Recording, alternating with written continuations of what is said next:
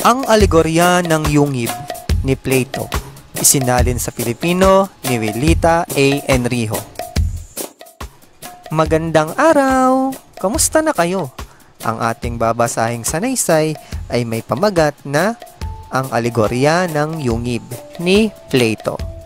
Ano nga ba ang alegorya? Ang alegorya ay isang kwento kung saan ang mga tauhan, tagpuan at kilos ay nagpapakahulugan ng higit pa sa literal nitong kahulugan.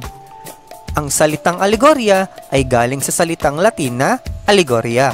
Ibig sabihin ay veiled language o figurative.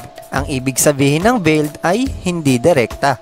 Ito ay isang panitikan na may talinhaga o metaphor na gumagamit ng mga karakter, lugar o pangyayari na representasyon ng mga issue sa mundo. Ngayon ay alam niyo na ang alegorya. Ngayon ay basahin na natin ang sanaysay na isinulat ni Plato. Tara, sabay-sabay nating basahin. At ngayon, sinasabi ko na hayaan mong ipakita ko ang isang anyo na dapat mabatid o hindi mabatid tungkol sa ating kalikasan. Pagmasdan, may mga taong naninirahan sa yungib na may lagusan patungo sa liwanag na umaabot sa kabuuan nito. Sila'y naroroon mula pagkabata at ang kanilang mga binti at leeg ay nakakadena kung kaya't hindi sila makagalaw.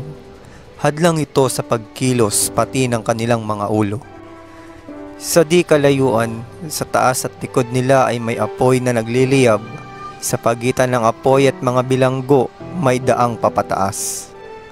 Kung ang paningin mo ay dadako sa mababang pader nito, maihahalin tulad ito sa isang tabing na pinagtatanghala ng mga puppet. Nasilayan ko. At nasilayan mo rin ba ang mga taong dumadaan sa pagitan ng mga dingding na may daladalang mga monumento at larawan ng mga hayop na likha sa kahoy at bato? Ang iba sa kanila ay nagsasalita, ang iba ay tahimik, na ipakita mo sa akin ang kakaiba nilang imahe. Sila nga ay kakaibang mga bilanggo. Katulad natin, ang tugon ko, na ang tangi nilang nakikita ay pawang sarili nilang mga anino? Totoo, ang sabi niya. Paano nila makikita ang anuman kung hindi sila pahihintulutang gumalaw maging ang kanilang mga ulo? At may mga bagay na dapat lamang dalhin sa paraang dapat lamang makita ng mga anino. Oo, sabi niya. At kung nakaya nilang hindi sumang-ayon sa isa't isa, hindi ba nila ipinalalagay na sila ay tumutukoy ng kung ano paman para sa kanila? Tunay nga. At sa higit pang pagpapalagay na ang mga bilanggo ay may alingaw-ngaw mula sa ibang dako, hindi ba nila natitiyak na baka guni-guni lamang ito ng isang dumaan at may ipinagpapalagay tungkol sa pinagmumula ng tinig?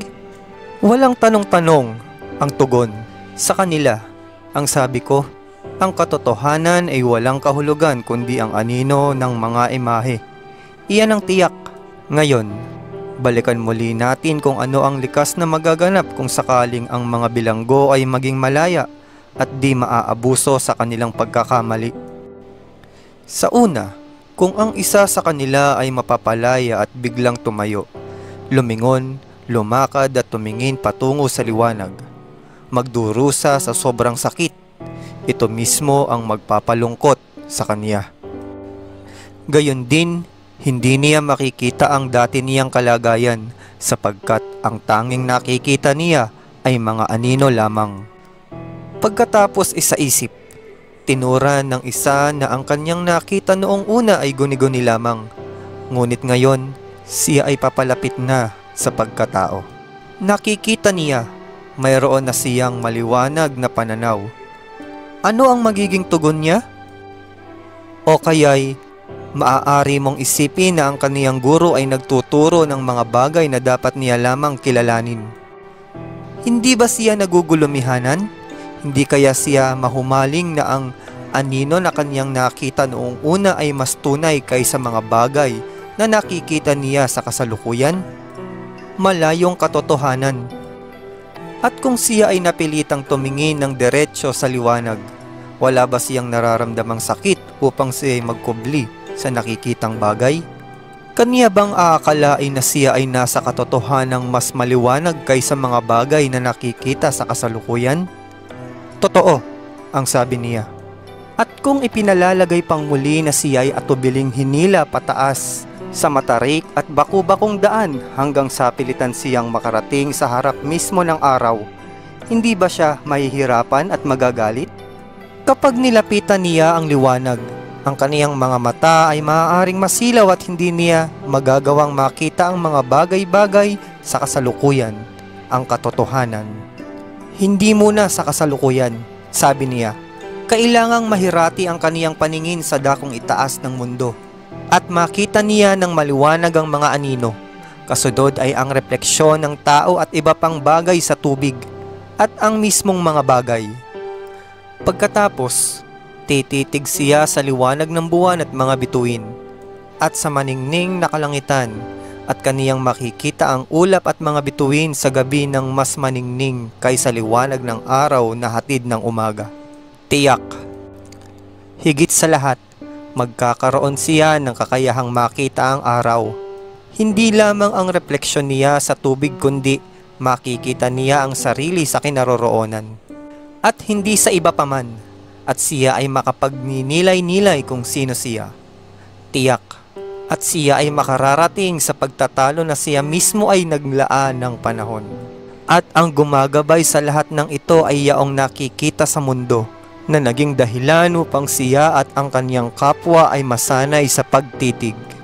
Maliwanag, sabi niya, una niyang makikita ang liwanag pagkatapos ang dahilan tungkol sa kanyang sarili. At kung maalala niya ang dating tahanan at ang karunungan sa yungib pati ang mga kapwa bilanggo, hindi ba niya maipalalagay na mapaliligaya niya ang sarili sa pagbabago at kaawaan na lamang sila? Tiyak at tumpak. At kung sila ay nasanay na sa pagtanggap ng mga karangalan sa kung sino sa kanila ang mabilis na makapuna, sa pagdaan ng mga anino at makapagsabi kung sino ang nakaranas niyon dati, kung sino man ang makapagpapasya ng mahusay para sa kinabukasan, sa iyo bang palagay, sino ang makapag-iingat sa tinatawag na dangal at kaluwalhatian? O kaya'y kainggitan ba ang may taglay nito? Hindi ba niya babanggitin ang tinuran ni Homer? Mas mabuting maging mahirap na alipin ng dukhang Panginoon at matutuhang tiisin ang mga bagay kaysa isa-isip ang kanilang ginagawa at mamuhay katulad ng kanilang gawi? Oo, ang sabi niya, sa palagay ko ay pipiliin niyang magtiis kaysa aliwin ang mga huwad na akala at mabuhay sa kahabag-habag na kalagayan. Para makatiyak, sabi niya, at kung mayroon mang paligsahan at kailangan niyang makipagtagisan sa pagsukat sa mga anino kasama ang mga bilanggo na kailanman ay di nakalaya mula sa yungib. Sa sandaling ang paningin ay nananatiling mahina at bago ito maging matatag, may dapat isaalang-alang sa panahon na kakailanganin upang makamit ang bagong kalagayan ng paningin. Hindi ba siya katawa-tawa?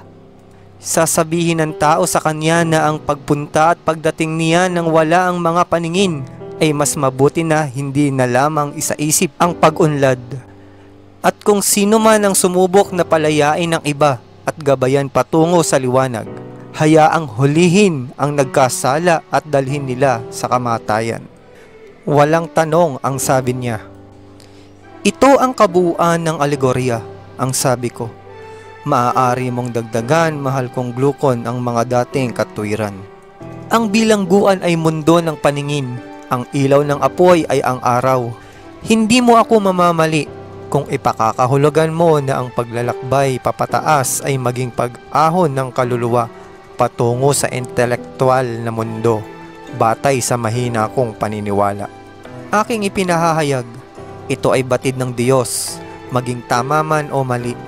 Ngunit tunay man o huwad, ang aking opinyon sa mundo ng karunungan ay ito. Ang ideya ng kabutihan ay nananatili sa huli at matatagpuan lamang ng may pagpupunyagi. At kapag ito'y natagpuan, ang lahat ng bagay na maganda at tama sa daigdig at ang pangunahing pinagmumula ng dahilan at katotohanan ay yaong sinumang may kapangyarihang kumilos ng may katwiran sa publiko o pribadong buhay. Sa makatuwid, Kailangan na ang kaniyang mga mata ay may matibay na tuon para sa mga bagay na ito. Sumasang-ayon ako, sabi niya, hanggat may kakayahan akong maunawaan ka. At ang sabi ko, huwag kang magtaka sa iba na may magandang pananaw na ayaw man lang magbahagi para sa kapakanan ng tao. Para sa kanilang kaluluwa sa itaas ng mundo, ay madali lamang kung saan sila'y naghahangad na manirahan. Magiging likas ang kanilang paghahangad kung ang ating alegorya ay mapagkakatiwalaan. Oo, tunay na likas. At mayroong bang bagay na nakapagtataka sa mga taong nakadaan mula sa banal na pagninilay-nilay patungo sa makasalanan nilang kalagayan o gumawa ng labag sa kagandahang asal? Samantala, habang ang kaniyang mga mata ay kumukurap bago siya mahirati sa kadiliman, siya ay mapipilitang lumaban sa korte o sa ibang lugar tungkol sa anino ng imahe ng katarungan at magpupunyaging maunawaan ng ganap ang katarungan. Anuman, ngunit kamangha-mangha ang kaniyang tugon. Sino man ang may wastong pag-iisip ay babatid na ang pagkalito ng mga paningin ay dalawang uri o nanggaling sa dalawang dahilan. Maaaring mula sa paglabas ng liwanag o patungo sa liwanag. Kapag nakita niya na sino man na may pananaw na magulo at mahina ay masasabing hindi pa handang humalakhak. Una niyang itatanong kung ang kaluluwa ba ng tao ay maghahatid ng maliwanag na buhay o kaya'y maglalapit mula kadiliman patungo sa araw na labis na nakasisilaw. At kaniyang bibilangin ang maligayang kalagayan niya at siya ay maaawa sa iba. At kung nasa isipan man niyang pagtawanan ng kaluluwa na nanggaling mula ilalim patungo sa liwanag, mayroon pang mga dahilan bukod dito kaysa mga halakhak na bumati sa kanya at bumalik mula sa itaas ng liwanag patungo sa yungib. Iyan ang sabi niya na dapat itangi.